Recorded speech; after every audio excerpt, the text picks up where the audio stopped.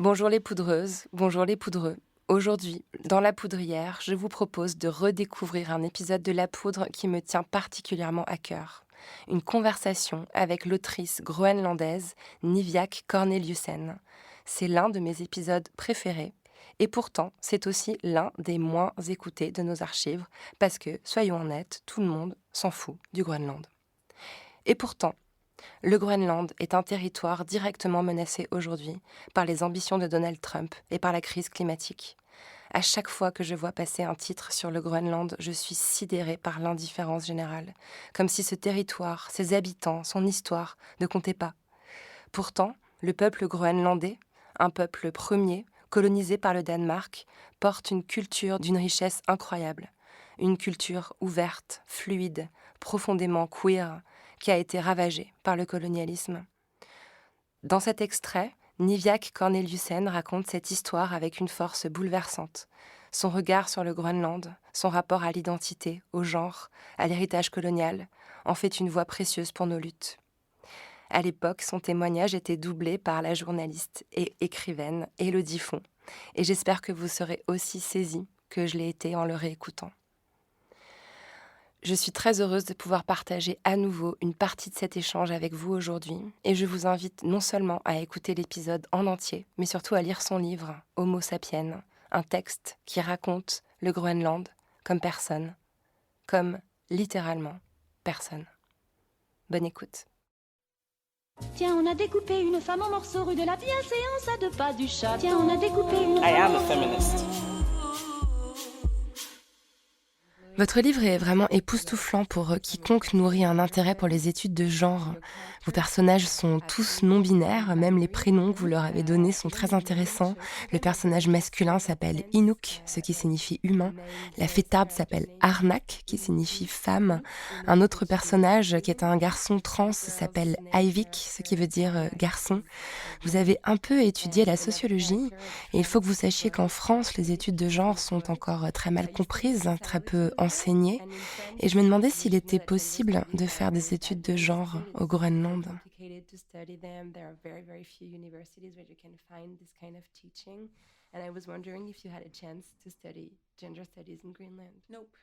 Pas du tout. Non ?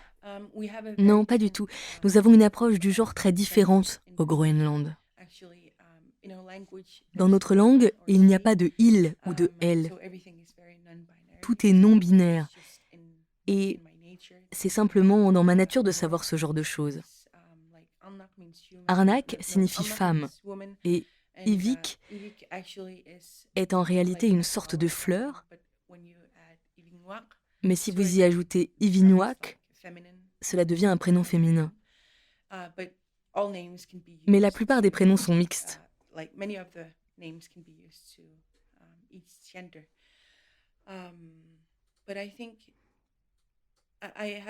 Je n'ai pas du tout étudié ces questions.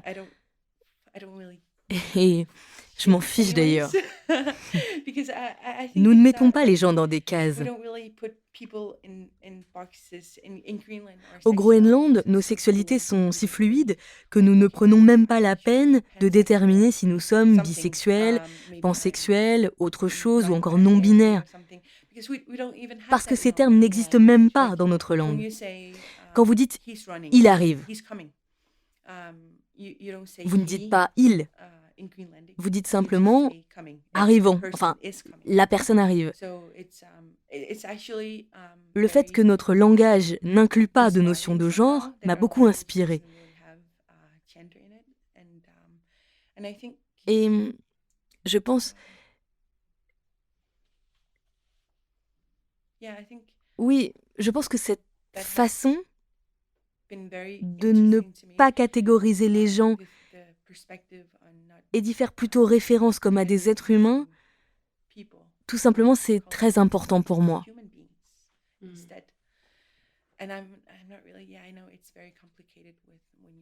Je sais que c'est toujours compliqué de parler de sexualité et de genre. Pour moi, c'est un choix qui appartient à chaque individu. Et la plupart des Groenlandais ont cette approche. C'est ça qui rend votre livre si percutant. Moi, en tant que femme qui vit en France où les choses sont tellement binaires, genrées, il a fallu que je travaille, que j'étudie, que je lise des livres pour me déconstruire, pour atteindre un certain niveau de fluidité de genre. Et vous, vous avez grandi avec cet esprit, cette culture. Yeah.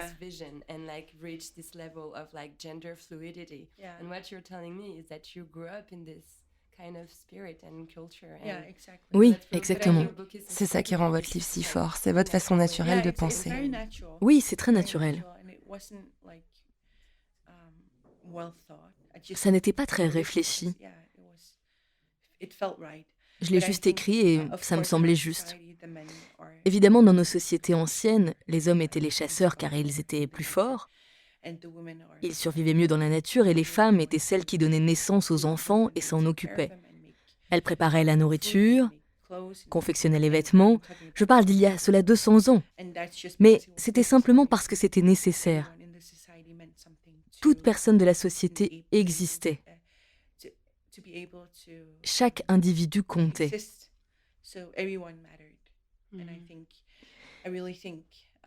Je pense sincèrement qu'avant l'arrivée du christianisme, les Groenlandais étaient vraiment puissants.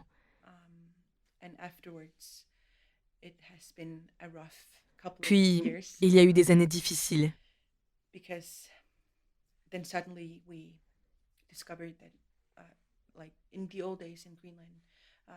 Au bon vieux temps, au Groenland, les gens étaient si fluides sexuellement que si un couple n'arrivait pas à procréer, la femme pouvait simplement faire l'amour avec un autre homme afin de tomber enceinte. Et le tout formait une grande famille. Il existait même des jeux sexuels pour favoriser les mélanges. Lorsqu'un village venait à la rencontre d'un autre, ils avaient des rapports sexuels tous ensemble. Mais non, mais ça devait être génial. Oui, vraiment, c'était génial. Il n'y avait pas de maladie, rien. Puis les Danois sont arrivés et ont tout détruit. Et j'ai l'impression que nous nous efforçons maintenant de retourner à cette ancienne mentalité, celle où on pouvait faire l'amour avec tout le monde. Elle a un peu disparu, mais elle est en train de revenir. Et je pense que c'est une très bonne chose. J'ai remarqué qu'au Danemark, les gens sont très occupés à se définir en tant que pansexuels, bisexuels, je ne sais quoi. Au Groenland, c'est plus « Tiens, j'ai couché avec une femme. C'était cool. » Et puis on ne se questionne pas plus que ça. On ne se demande pas « Donc tu es bi ?» On ne se pose tout simplement pas la question. Et c'est très rafraîchissant. C'est quelque chose que je n'avais pas identifié avant de déménager au Danemark. C'est là que j'ai pris conscience de nos différences.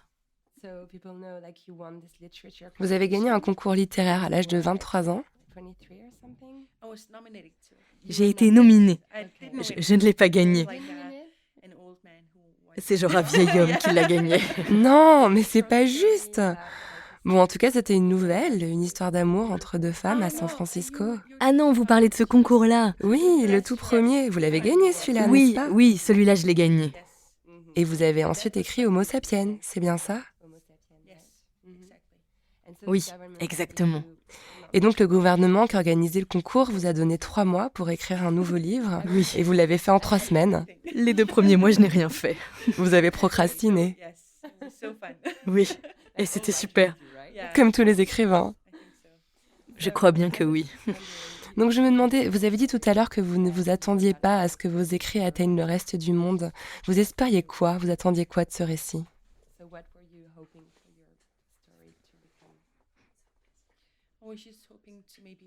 J'espérais juste inspirer quelques jeunes Groenlandais.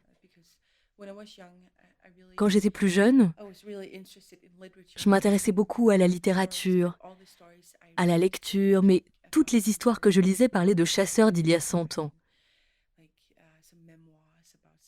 C'était des mémoires écrites par des vieux gars, des histoires du bon vieux temps. C'était tellement sexiste et tellement pas moi que j'ai décidé d'écrire le livre que j'aurais aimé lire quand j'étais ado. Donc, j'espérais que des adolescents achètent le livre et que ça les encouragerait à sortir du placard, à être eux-mêmes. Je voulais leur faire comprendre que notre société n'est ni toute noire, ni toute blanche, qu'elle est très complexe et que c'est ce qui la rend belle. J'espérais juste inspirer des jeunes groenlandais.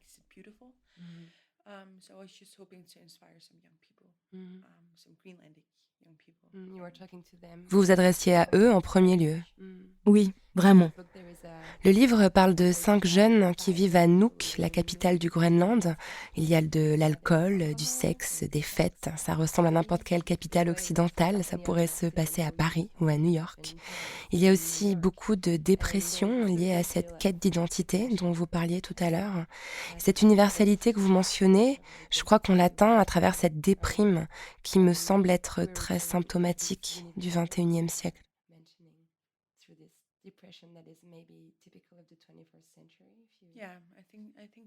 Oui, je pense que ce sentiment de ne pas être à sa place est très universel. J'ai rencontré des jeunes gens qui vivent dans d'autres pays, dans de grandes villes comme Montréal par exemple, et ils ressentent exactement la même chose. Mais je pense que ce qui rend le livre très spécial, c'est que notre quête d'identité est bien plus complexe que pourrait l'être celle d'une femme blanche, privilégiée, habitant une grande ville. Parce que nous sommes des indigènes et que nous habitons une société très petite et très isolée. Il faut avoir beaucoup d'argent pour pouvoir voyager dans un autre pays. Et je pense vraiment qu'Internet joue par conséquent un rôle très important dans cette recherche. Car c'est notre accès au reste du monde, vous voyez. Et notre quête d'identité est plus complexe parce que nous vivons dans une société dans laquelle il est difficile de devenir soi, de se démarquer. Notre mode de vie, notre manière de concevoir l'humain est très différente du point de vue européen. C'est ce qui, d'après moi, rend cette quête plus intéressante. Oui, totalement. Vous n'idéalisez pas du tout le Groenland dans votre livre. À un certain moment, l'un des personnages part vivre au Danemark par peur de l'homophobie. Il pense qu'il y sera plus en sécurité. Il y a un autre personnage, Arnak, qui est mon personnage préféré. Ah bon, vraiment ? Je l'adore, je m'identifie beaucoup à elle. Elle a été donc victime d'abus sexuels de la part de son père, qui est alcoolique. Et certaines personnes s'en sont servies pour appuyer leurs préjugés en disant « Vous voyez, le Groenland n'abrite que des alcooliques et des personnes violentes. » Exactement ces stéréotypes dont vous parliez tout à l'heure. Je me demandais si, en tant que personne issue d'une communauté opprimée, il était plus difficile de formuler les oppressions qui existent au sein même de votre communauté. Je ne sais pas si vous voyez ce que je veux dire.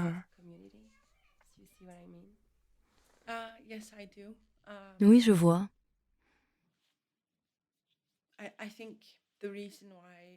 Je pense que si j'ai écrit ce chapitre sur Inuk, dans lequel je critique violemment ma société, c'est parce que je savais qu'il fallait que je sois très dure pour l'atteindre. Oui, nous avons des problèmes. Nous avons beaucoup de problèmes d'alcool, d'abus sexuels. Et je me suis beaucoup questionnée. Si ce livre venait à avoir du succès au Danemark ou dans d'autres pays, qu'est-ce qui allait retenir l'attention ? Je ne voulais pas contribuer à créer plus de stéréotypes au sujet du Groenland.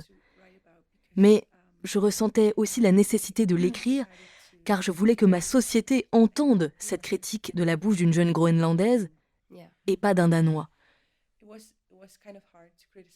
Ça a été difficile de critiquer ma propre société de cette façon, car je crois en elle. Mais il fallait que je sois provocante si je voulais susciter une discussion, un débat.